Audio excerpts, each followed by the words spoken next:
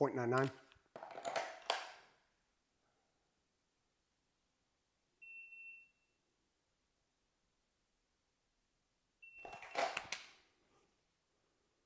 .91.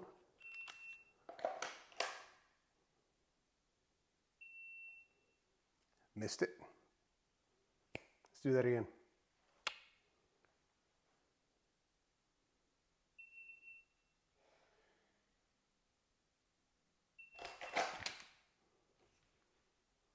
That's a .88.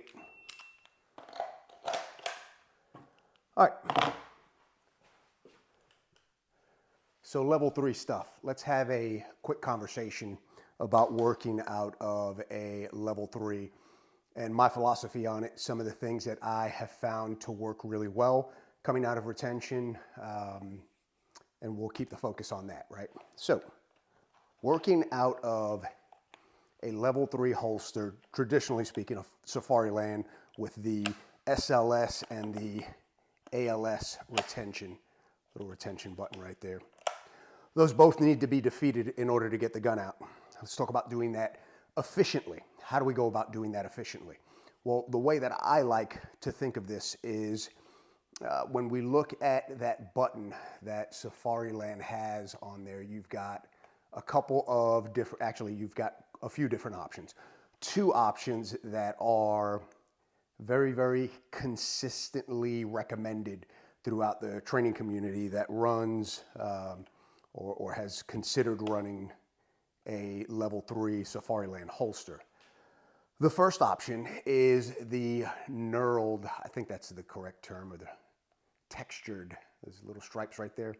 That knurled button right in the middle, where folks say to hit that knurled button, push it out of the way, and then bring your thumb back in order to deactivate the ALS. The issue that I found personally with that is, first and foremost, from an efficiency standpoint, it takes more time to do 2 things rather than 1 thing, right? I think everyone can agree with that. And when we recommend folks hit the center of that button and push that button forward, the thumb actually falls forward and now has to be dragged back in order to hit the ALS. A better recommendation, but not the end-all of techniques on hitting that SLS hood, is this angled edge right here. That angled edge of the button on the back side, where folks say to hit that angled edge and allow it to drive forward, and then your thumb just sits right on top of the ALS, and it's very easy to deactivate the ALS from that position because your thumb's not being driven forward with the button. Completely and totally makes sense to me. However, there is still a slight element hitting the rear of the button, pushing your thumb forward just slightly, right? To the point, and that's one of the methods that I had used for a very, very long time, especially when I was active and on the job out in Charlotte. Now I'm just a part-time yokel with a small department, but this is still stuff that I think about, right? Here recently, well, I say recently, probably in the last year or so, maybe a little bit longer than that. One epiphany that I had was, instead of, and this was after working with the level 3 retention over and over and exhaustively, right? So one thing that I found was that if I press on the center of the SLS hood with my thumb, it falls right forward. I don't even need to necessarily hit the button itself. So what I started doing, you can see I've marked the SLS hood button, or the crease, right where the button itself and the SLS hood meet.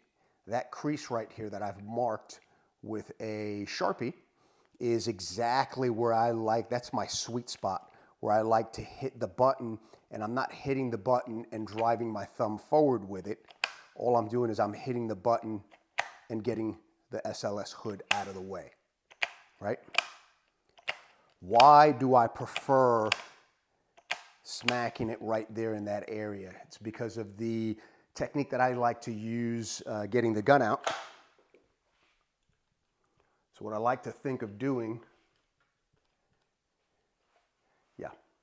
what I like to think of doing is getting my hand, and when I say my hand, I'm talking about these back fingers, your ring, pinky finger. I like to get my hand on the gun. That's an indication to me that the thumb is now clear to come over and immediately drop down into that crease on the hood. So the moment my fingers touch the actual front strap of the gun, that's an indication to me that my thumb can come around and snatch the gun right out. As you can see, when we do that, all I'm thinking about doing essentially is pinching the gun out of the holster. All in one motion. It's getting to the gun, and then the gun immediately starts coming up. There is no pressing down, there is no pushing down, there's no downward force. It's getting to the gun, and the gun gets snatched out of the holster. How it gets snatched out of the holster is important. What I'm thinking of doing is pinching with my dominant side hand. I want to take my dominant side fingers, and the moment that they touch the front strap of the gun, my thumb pinches downward, and these fingers pinch upward to essentially scoop the gun out of the holster. It's not a traditional scoop draw. I know and understand that. We are limited by the SLS hood and the ALS retention. We've got to get rid of that. I would propose that this is as close to a scoop draw as you can get with a level 3. What that's going to look like is my fingers come to the front strap of the gun. Once they touch, that gives me the green light to deactivate or drive my thumb down to deactivate retention and pinch my hand or my fingers upward to get the gun out of the holster, right? Just like that. Do it nice and easy a few times so you can see what I'm talking about. Snatch. Snatch. All right, real time, this is what it looks like. You can see on there, I didn't even actually get to the crease.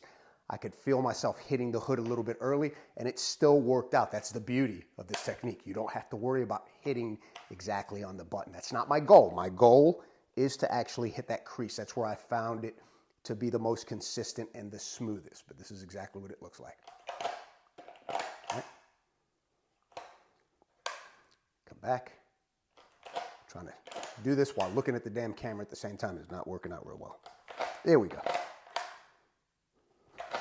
So that's the gist of it, right? Let's talk about the bullet points. First and foremost, in setting this up, we get a dominant side hand on the handgun, open that hand up, allow it to drop, getting that touch point, that proprioceptive index on the inside of your forearm. And I like to allow, instead of dropping my hand straight down like this, which is kind of awkward for me anyway, I like to just allow my hand to rotate forward.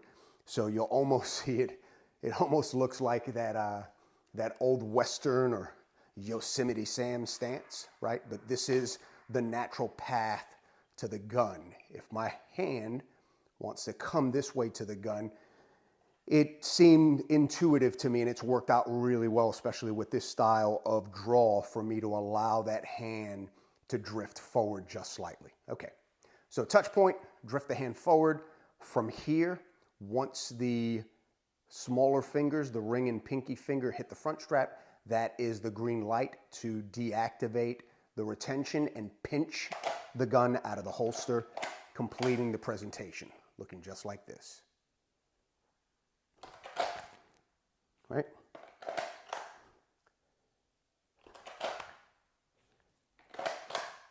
Let's go see what this looks like in live fire. All right, got a fresh USPSA target posted up. Let's take a look at a few reps of this in live fire, and we will close out our discussion on it.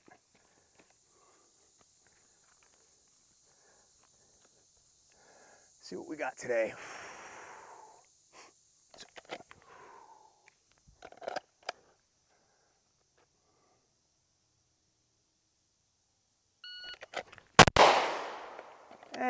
high and just off to the right in a 9.6. That little guy broke it just a little bit earlier than I wanted to. That's okay. I like the way the gun came out of the holster. We're going to keep that energy and dial things in.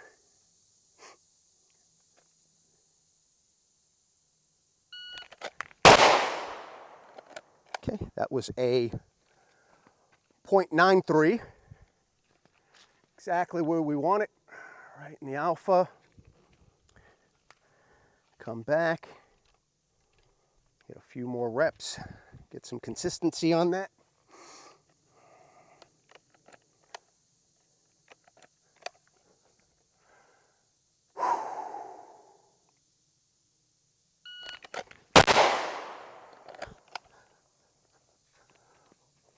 .91, pretty much in the exact same spot as that last shot. Let's do that one more time, shall we?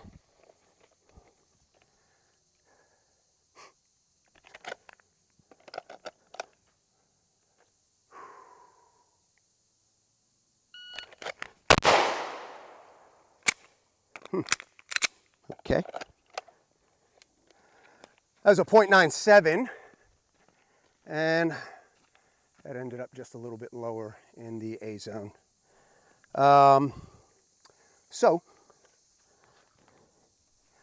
in conclusion, the results that we're getting in live fire are pretty much lining up with what we just saw in dry fire.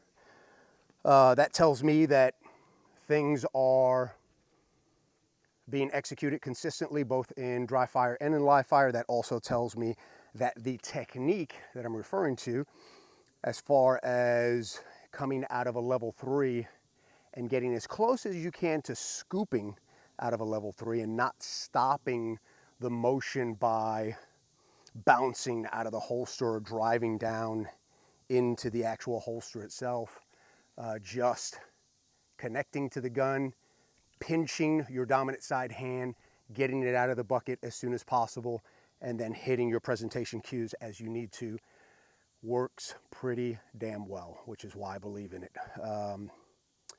Hit me up. Let me know if you have an observation, maybe something that I missed while I was doing this that you would like to have expanded on, or if you have a different way of doing this. I'm a firm believer that there is no one way to skin a cat. This just happens to be a way that I've found to get a lot of consistency out of, working from a level 3. It's something that I dug really, really deeply into about 5-6 years ago when I was on the job full time. Thought I had it figured out, and here recently, the last year and a half, have completely changed the way I get this thing out of the bucket, out of a level 3, and I think it's pretty damn efficient. So take a look at it, let me know what you think, and be well. Remember, continue to follow the process. Train, prepare, prevail. I'm out.